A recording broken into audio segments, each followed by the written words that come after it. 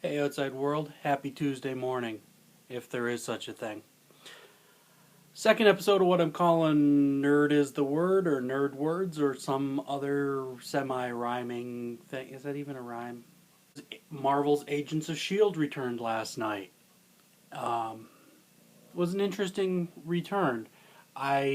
Couple things I really liked. Um, Character development wise, that Sky is now going by Daisy. Add some weight to, her journey, her development as a character, um, and also add some weight to the whole thing last season with her mother and father. Unlike certain comic book stories or certain soap opera stories, they didn't just write it off completely. They didn't say that happened and now we're moving on. It looks like it'll have some lasting impact, which, um, as a science fiction continuity nerd, I'm all in favor of. I love continuity.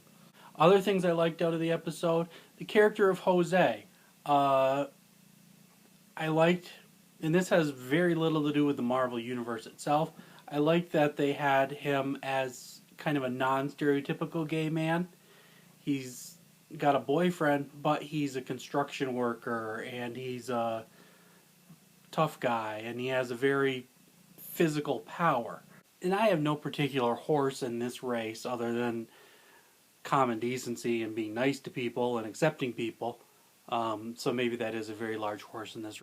What I didn't really care for was the whole Bobby and Hunter thing. I felt Nick Blood had some great moments on the subway with Coulson. He was really good. Clark Gregg was also really good throughout the whole episode. He both has that Shield man of action and the dad of the group thing really down, I feel. He really sold both those sides of the Phil Coulson character. Bobby and Hunter, I don't even remember his first name anymore.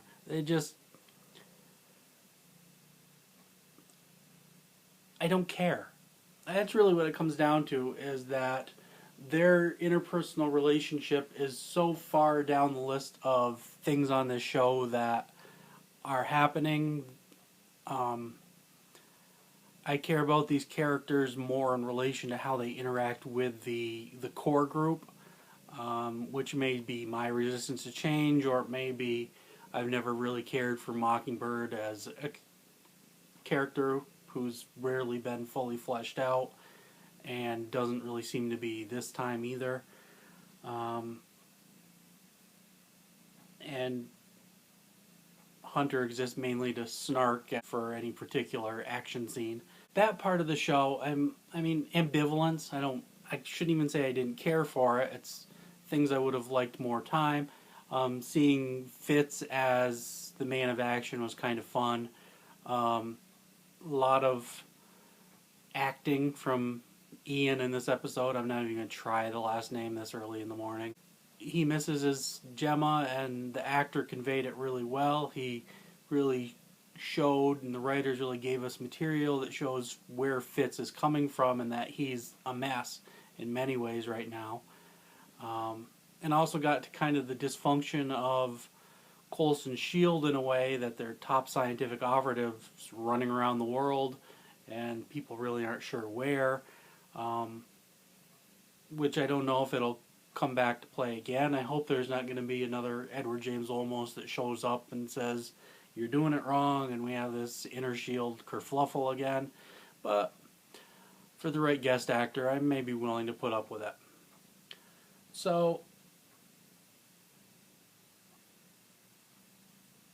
pausing as I think.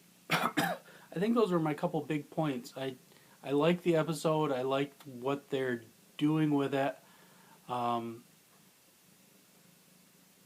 felt the new big bad looks a lot like Reyna with the head spike thing.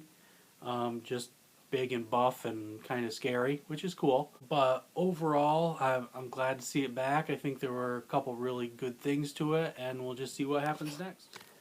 Hey folks, if you enjoyed checking out that video, or you're looking for more TV content, I'd urge you to check out the Vlonologue of Dancing with the Stars, Survivor, The Amazing Race, and all kinds of other TV that we enjoy watching. So, the Vlonologue, give it a shot.